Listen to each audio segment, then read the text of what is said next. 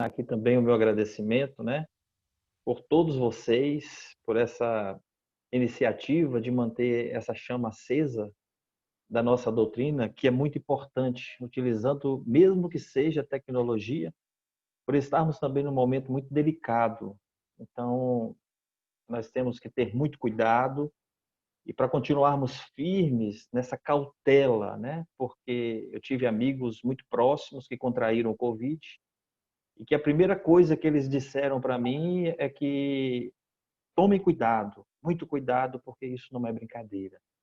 Então a gente agradece muito a Deus por nos proteger, por nos amparar, mas nós sabemos que tudo está sob a coordenação da espiritualidade superior e, sem sobra de dúvidas, está levando essa situação como um violão muito afinado, né?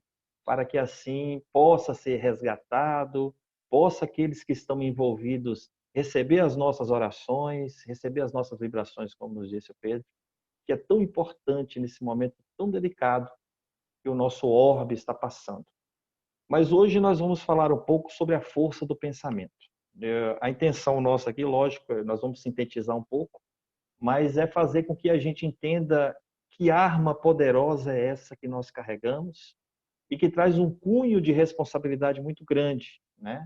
Porque quando nós pensamos, nós estamos desejando, e aí com esse desejo, com essa vontade, vem uma série de outras coisas junto com este pensamento. Mas para que primeiro a gente possa ter um raciocínio, nós precisamos ter um conceito, criar pelo menos um conceito em torno do que é o pensamento, com seus efeitos, com as suas implicações, que podem impactar nas nossas escolhas.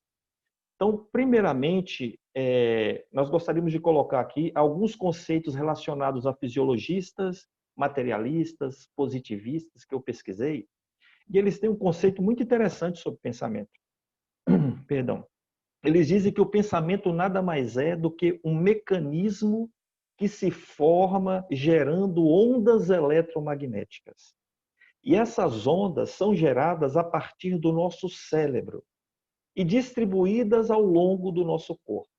No dia que eu comecei a pesquisar sobre isso, eu comecei a ver o quanto Allan Kardec, na codificação, nos chama a atenção de nós espíritas para estudarmos e combater o materialismo.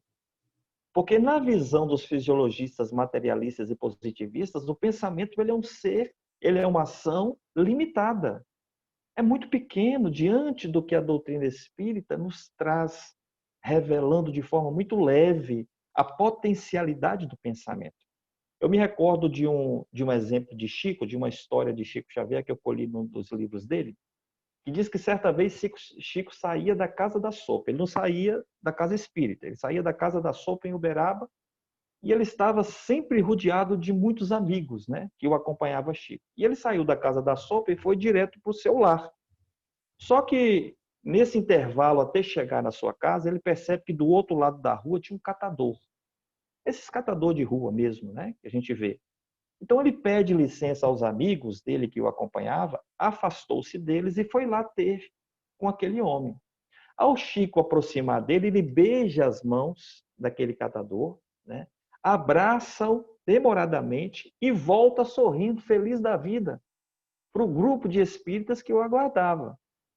Os confrades, talvez de boa intenção, chamam a atenção de Chico para que ele tomasse cuidado com a falta de higiene ao beijar as mãos daquele homem e abraçá-lo, né? Porque ele estava sem condições de higiene nenhuma. E Chico, como sempre, nos dá uma aula em tudo que fala. E ele vira assim e fala: meus irmãos, não digam isso, porque vocês não estão vendo, mas a luz deste irmão ilumina todo esse quarteirão. E mais, ele está na sua última encarnação aqui na Terra. Então, já impacta a gente. São os olhos materialistas que nós lançamos sobre o outro devido à sua aparência.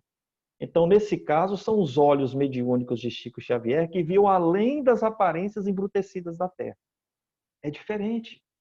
Então, a gente percebe que a espiritualidade utiliza 1001 recursos para que nós possamos avançar e evoluir na senda da evolução espiritual. Muitas vezes um irmão como esse, creio eu, na minha humilde concepção, juntou todos os seus débitos e disse assim: eu quero ir nessas condições para que eu me ascenda espiritualmente. É como se fosse aquele resquício, né? Aquele resto de contabilidade divina que nós precisamos reatar. Né? Então, no conceito espírita, tudo muda no pensamento. E é aqui onde nós queremos nos focar. Porque no conceito espírita, pensamento é energia proveniente não do cérebro, como os materialistas, mas do espírito. E essa energia, olha porque vocês verem que coisa interessante, ela é capaz de sofrer alterações, modificações, agregando ou dispersando, porque o pensamento é um atributo da alma.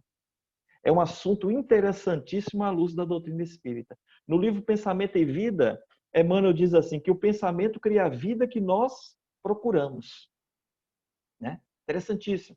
Joana de Ângeles, ela vai dizer, bem mais enfática, ela diz, pensamento é tudo, exclamação. Tudo. Ela foi bem objetiva na maneira de colocar.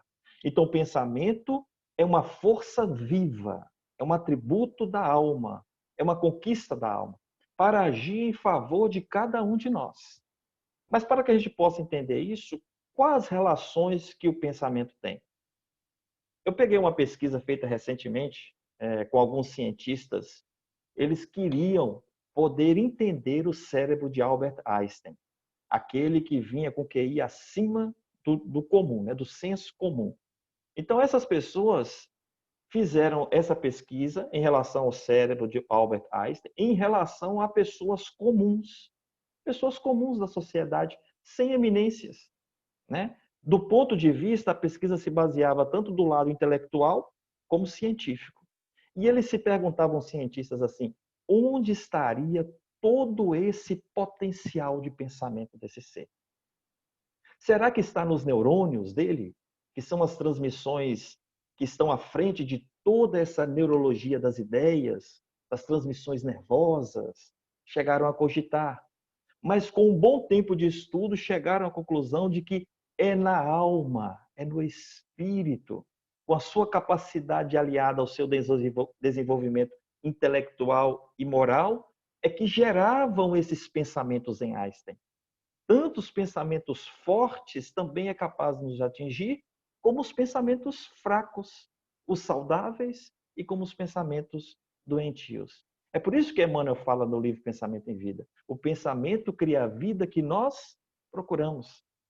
Então nós temos que tomar muito cuidado com aquilo que neste momento eu estou desejando para mim.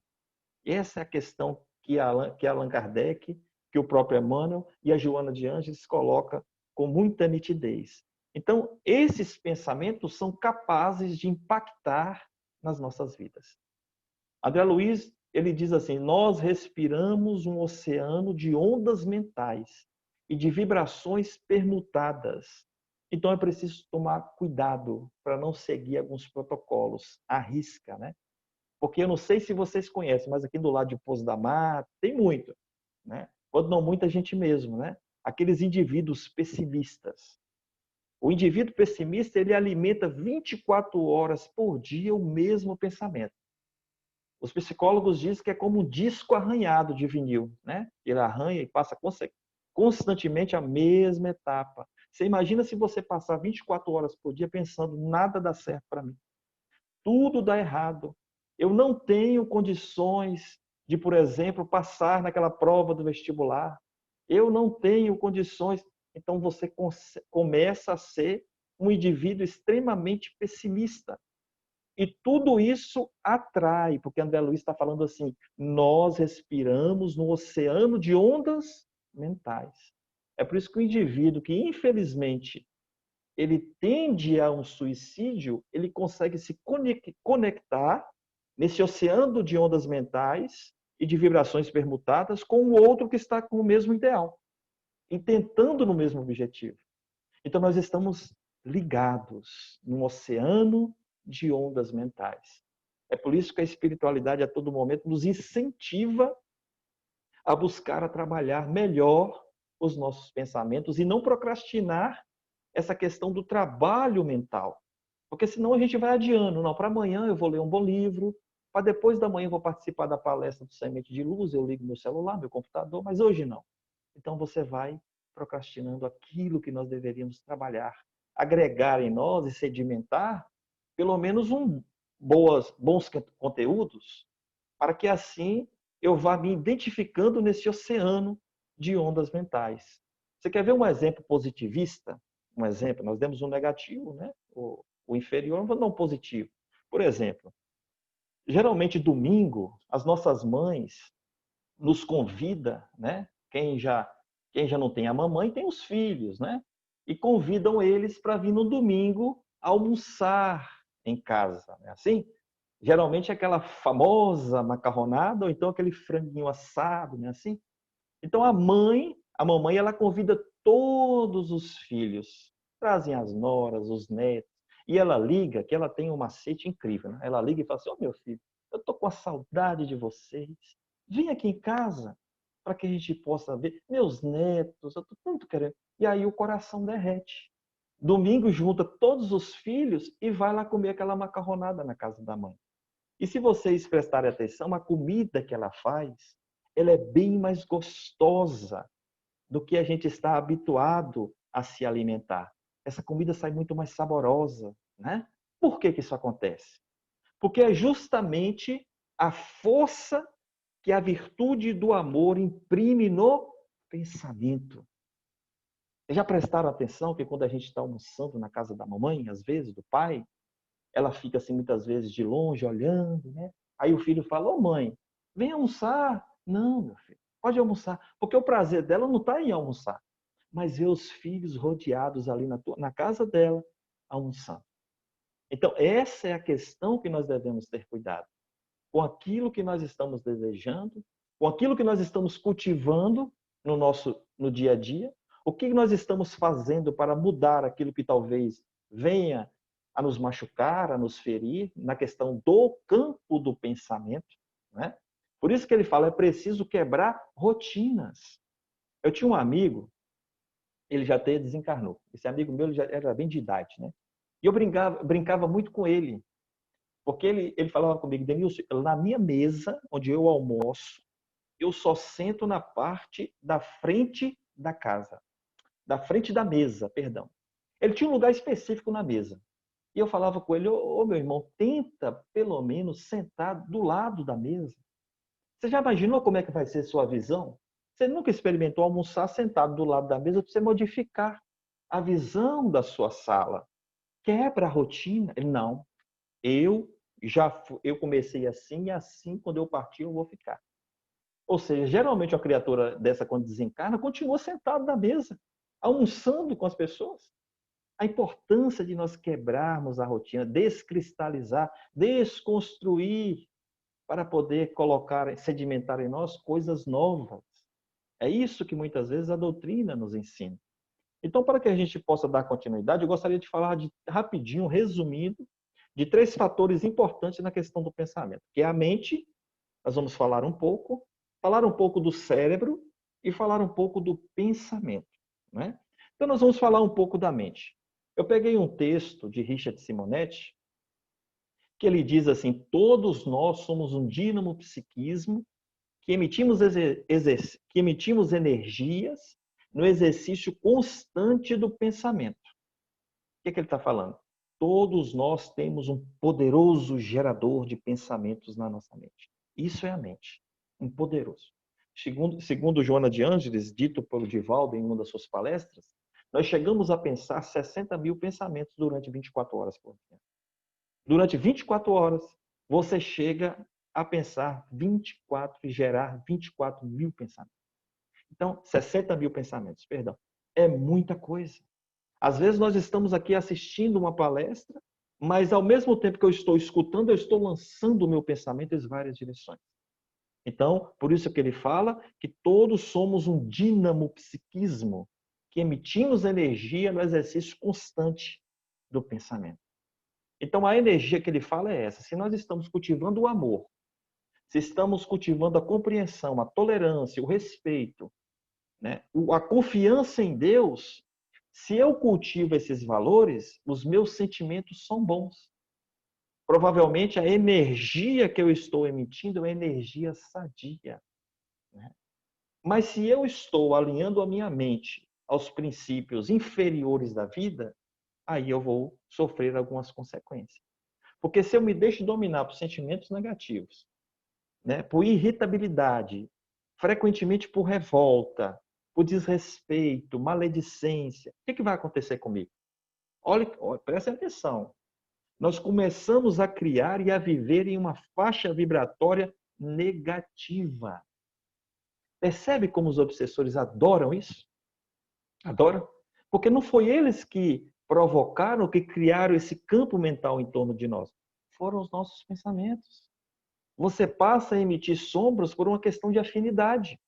Eu começo a me afinar, a me criar essa afinidade, essa sintonia, essa frequência com outros espíritos que estão na mesma faixa vibratória.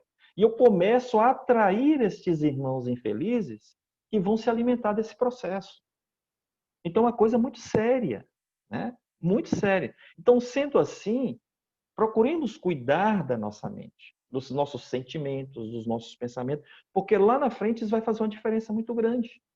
Certa vez, numa reunião em Pedro Leopoldo, uma senhora pergunta a Chico: Chico, se alguém quiser fazer mal a nós pelo pensamento, eles conseguem? Aí Chico deu uma resposta assim, ele falou: minha filha, se na parede tiver um buraco, a pedra entra. Então a gente tem que tomar cuidado, né? Tomar cuidado para que haja essa proteção constante. O Haroldo disse uma coisa muito interessante, o Haroldo Dutra. Ele falou assim: nós temos que parar com a mania de bloquear a assistência dos nossos anjos de guarda. Como é que se bloqueia a assistência de um benfeitor em relação a você? Não permitindo que ele possa envolver a todos nós em vibrações positivas. De que forma? Conselhos, né? Orientações. São muitas as assistências que eles podem nos dar. Mas para que essa assistência seja eficiente, há de ter, de nossa parte, a colaboração. Isso é a mente. Vamos falar um pouco agora sobre o nosso cérebro, tá bom?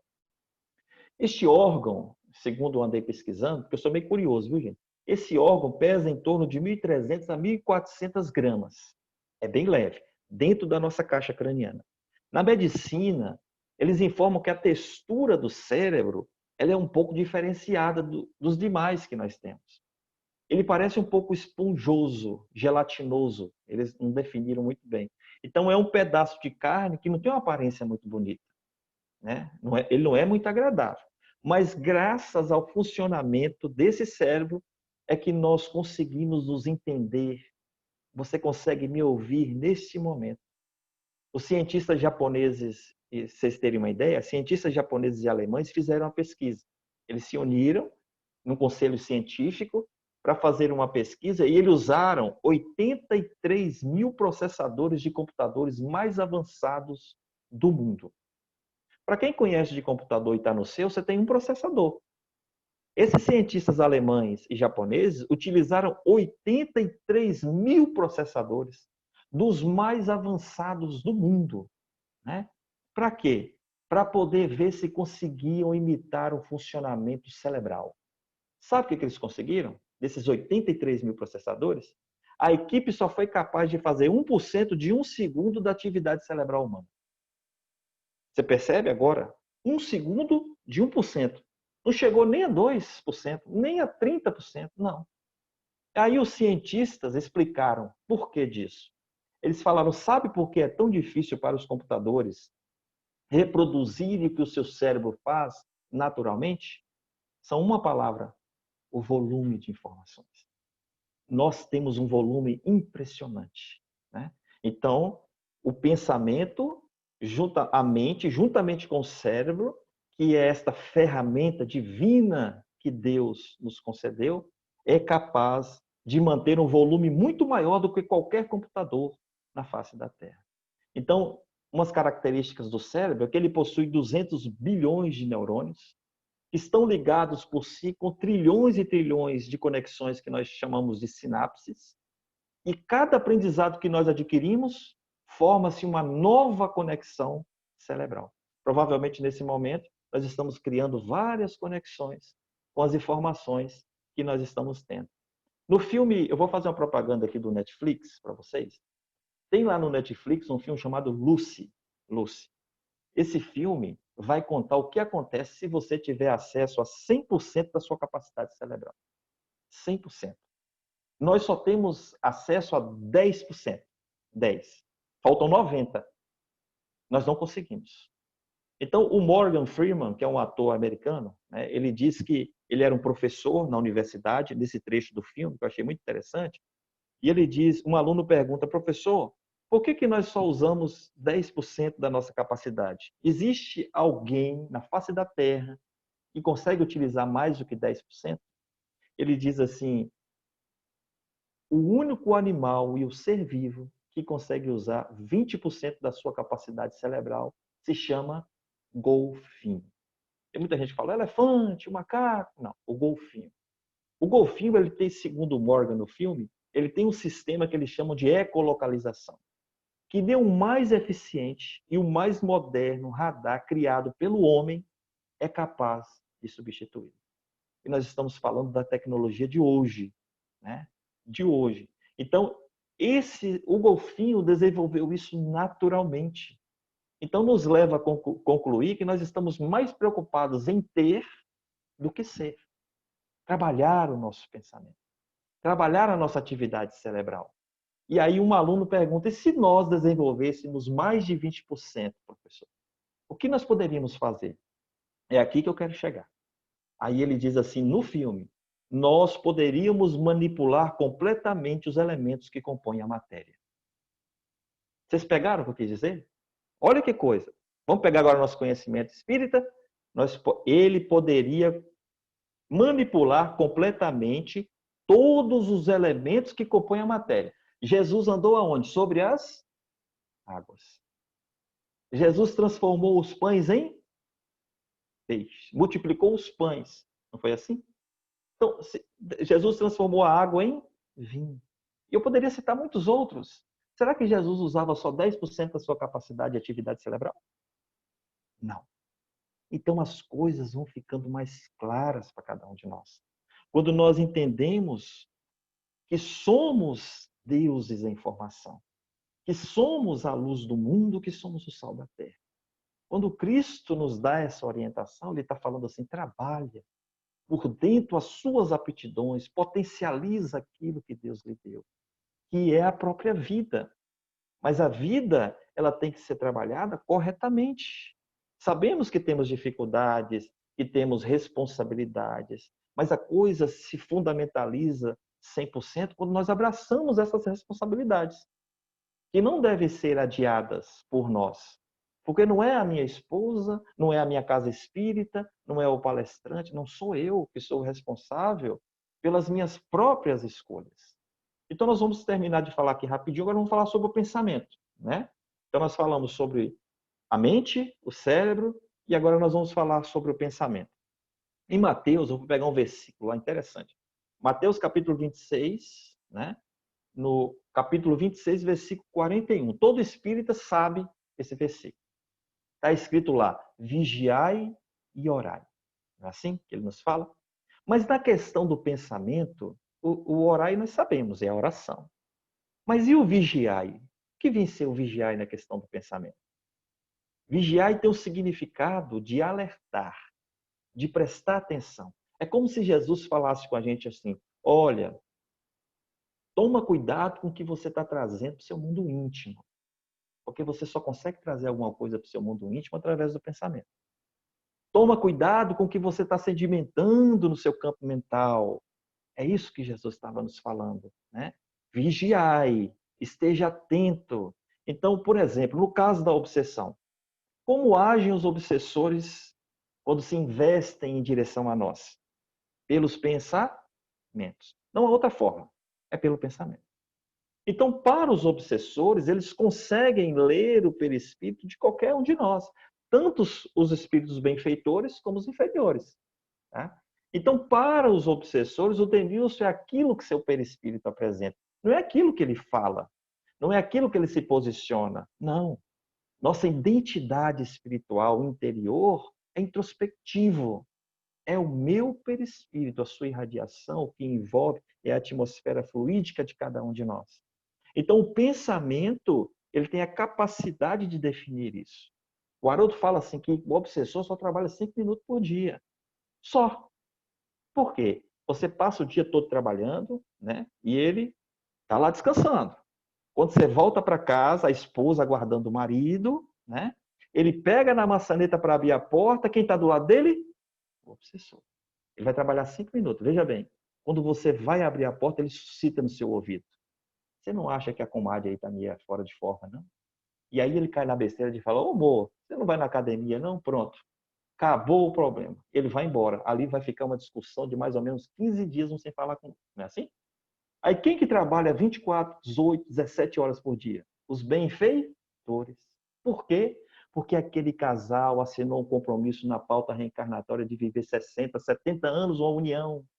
E aquilo não pode se desfazer pela nossa invigilância e a falta do vigiar. Então a gente tem que tomar muito cuidado, porque pensamento é força viva e criadora. Por isso, os benfeitores nos orientam no Livro dos Espíritos, não se demore muito nos quadros de desolação, de tristeza, de frustração, de indignação. Nada disso faz bem para nós, porque isso vai gerando energias perniciosas, que é até capaz de nos causar mal-estar. Por isso que o Cristo fala lá no capítulo 6, no versículo 22 a 23, se os teus olhos forem bons, todo o teu corpo terá luz. Não é assim que Jesus nos dirige? Então, o mestre já se reportava aos poderes do pensamento da mente humana. Jesus antecipou o conhecimento espírita e nos ensinar que você pode, meu irmão, se revestir de sombra ou de luz. Depende do seu sentimento. Porque eu conversando com um amigo médico, e ele me disse, todos os dias, Denilson, nós produzimos células cancerígenas. Todos os dias. Eu falei, doutor, mas por que a gente não... Isso não fica assim patente, né? Se todos os dias nós produzimos esse tipo de célula. Ele falou, nós temos um sistema chamado sistema imunológico, né? Que acabam combatendo essas células, ele estava me explicando, porque quando ele identifica uma célula doente, o nosso sistema imunológico imediatamente substitui por uma célula sadia. E eu falei com ele, então o pensamento é capaz de impactar sobre isso. Ele disse, mas se você insistir em permanecer numa faixa vibratória inferior de desânimo, de tristeza, perdendo a vontade de viver, com o tempo, você não terá mais a energia necessária para imantar nessa célula doente uma energia saudável para você adquirir saúde. Percebe? Como surgem as depressões? Como surgem as crises de ansiedade? Tudo através do pensamento, dessas energias inferiores que alimentamos às vezes, inconscientemente, é verdade, né? Porque é muito fácil você falar quando você já tem um certo conhecimento. Mas imagina a grande massa de encarnado que não tem esse conhecimento. Então nós precisamos mesmo contribuir com as nossas orações, com os nossos pensamentos sadios, com as nossas vibrações, para que atinjam e cheguem a esses corações, né? Por isso que é sempre bom a gente pensar nisso. Quando o seu corpo físico adoece, significa que seu campo mental já adoeceu há muito tempo antes. Muito tempo antes. Minha mãe passou a vida toda com enxaqueca. Eu lembro que eu era pequenininho, a gente ia para Nova Viçosa, tinha uma residência lá, e quando a enxaqueca dela vinha, ela ficava deitada sobre uma cama. Eu lembro que meu pai colocava uma toalhinha molhada assim na testa dela, e ela ficava tarde todo quietinha, para ver se passava. E tomava remédio, tomava remédio, tomava remédio, nunca resolveu. Um dia na casa espírita ela falou, a irmã já pensou em se cuidar nas suas preces, nos seus pensamentos? Já pensou em desenvolver a mediunidade? Aí foi que as coisas começaram a melhorar. Porque o espírito já estava doente, né? O que ela sentia era um reflexo do corpo físico. E se nós não tivermos esse conhecimento, passamos a vida toda introjetando drogas em nós, que é os próprios remédios, sem obter, de alguma forma, êxito sobre isso. Então, o pensamento ele é capaz de refletir sobre nós. Então, quando isso acontece que adoecemos, aí nós temos que realizar um movimento contrário.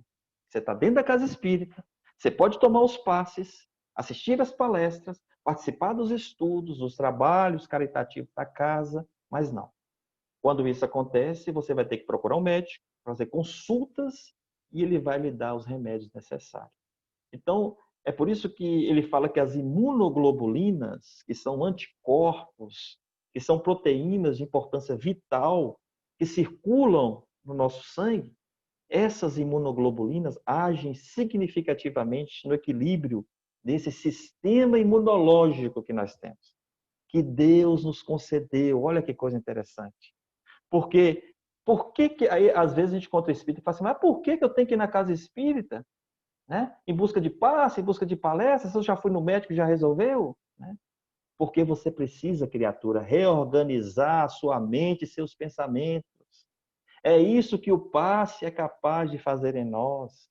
É isso que aquele que você chama de anjo da guarda vai ter um acesso mais profundo no seu campo mental, às vezes para despertar ali uma intenção maior sobre algo dentro da própria casa, para te trazer benefício. Paulo diz assim, ó, numa passagem bíblica, eu me recordo agora, vocês me perdoam, mas eu guardei o que ele diz. Ele diz assim: nós estamos mergulhados em Deus. Agora eu faço uma contra-pergunta. Se nós estamos mergulhados em Deus, por que a gente anda perdendo o endereço dele? Já perceberam isso? Paulo fala que Deus está em nós. Olha que coisa. Ele diz assim: não abra mão de solicitar a Deus força, sustentação, sabedoria. Deus não abandona nenhum de nós e nem nos constrange. Que coisa maravilhosa. E a pessoa, se Deus falasse: ô Pedro, ó, você errou, viu? Você vai ter que pagar. Não faça isso mais, não. Não, Deus não nos constrange de forma nenhuma. Né? É por isso que Jesus falava: mas se teus olhos forem bons, todo o teu corpo terá luz. E isso é fantástico, né? Porque há tantas pessoas que dizem assim: oh, meu Senhor, oh, Deus, dai-me paciência, né? Achando que Deus vai nos responder por palavras. O Haroldo fala que Deus nos responde por circunstância. É diferente. Que aí você chega e ele fala: você quer paciência, meu filho? Então vamos começar a exercitar. Porque paciência, até chuva hoje está difícil cair de graça, né, do céu. Então, vamos exercitar. Aí o que fala? Te coloca no meio de um trânsito bem agitado, você leva uma fechada, você esquece que você tem que treinar a paciência, abaixa o vidro, coloca aquele dedo para fora e dá vida e vida, prosperidade e vida longa, né, para o outro. Cadê? Perdeu a oportunidade de exercitar naquele momento a compreensão e a tolerância para poder adquirir a paciência. Então, é dessa forma que nós vamos mudando as nossas atitudes que estamos habituados a realizar. Né? Então, isso é muito importante. Mas, vamos falar agora um pouco sobre psicosfera, para que a gente entenda. Né? A psicosfera da nossa Terra, do nosso planeta, é uma psicosfera ainda um pouco densa, né? Devido os espíritos que aqui estão agregados ainda trazem alguns débitos, né? Muitos, uns débitos são mais pesados, outros nem tanto. Há aqueles que estão para agregar em torno de nós a assistência, mas nós estamos no processo, né, de evolução. Na obra de André Luiz, Mecanismos da Mediunidade e Evolução em Dois Mundos, André Luiz traz uma informação que ele utiliza com muita propriedade, principalmente nas reuniões mediúnicas. Na obra de André Luiz, ele revela que existe um aparelho. E esse aparelho eu vou falar com vocês, eu tenho até um pouco de receio. Não é medo, não, um pouco de receio. Ele é muito eficiente, né? Então, ele é capaz de observar e traçar diagnóstico. Olha que coisa interessante.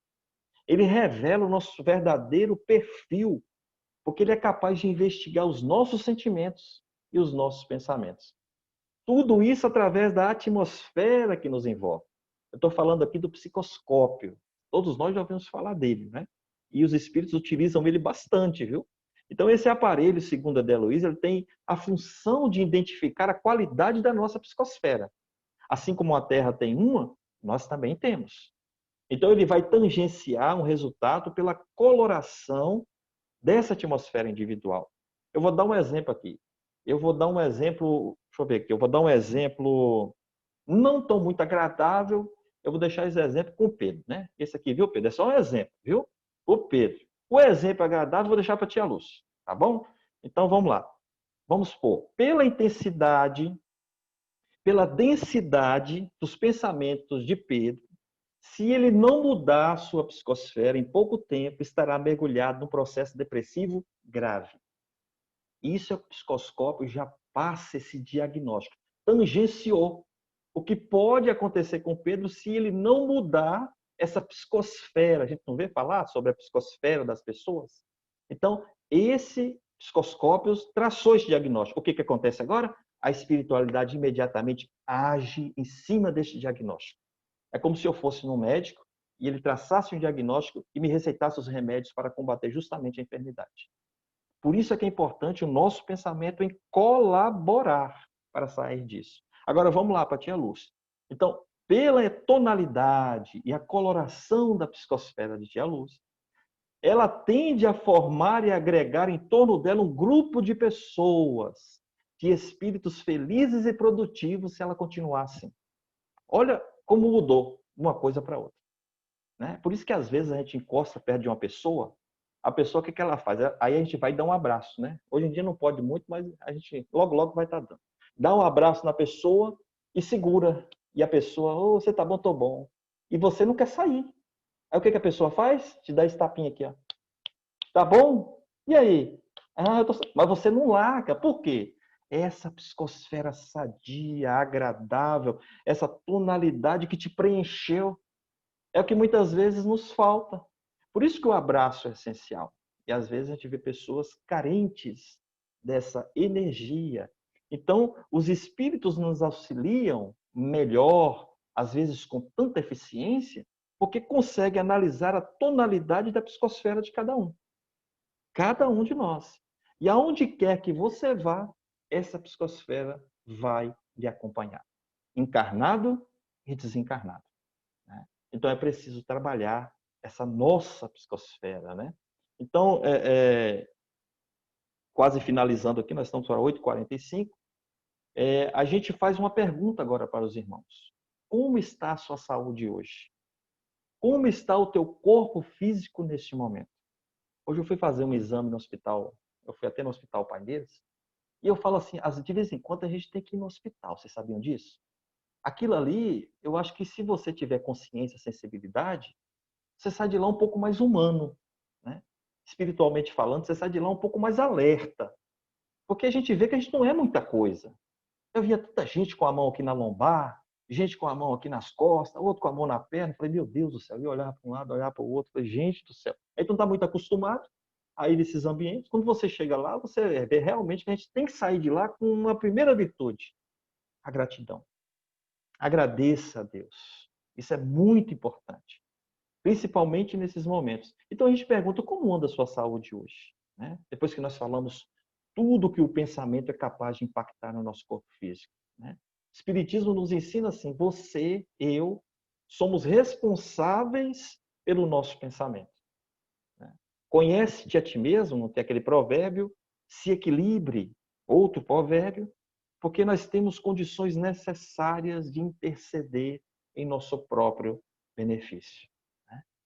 Temos a mania ainda de terceirizar o que nos cabe realizar, principalmente no campo do pensamento. Né? A pessoa chega na frente de sua casa e fala, a reunião começa lá no centro espírita, começa agora, 8 horas. Ela fala assim, faz uma prece para mim, meu filho, não vai dar para mim, não.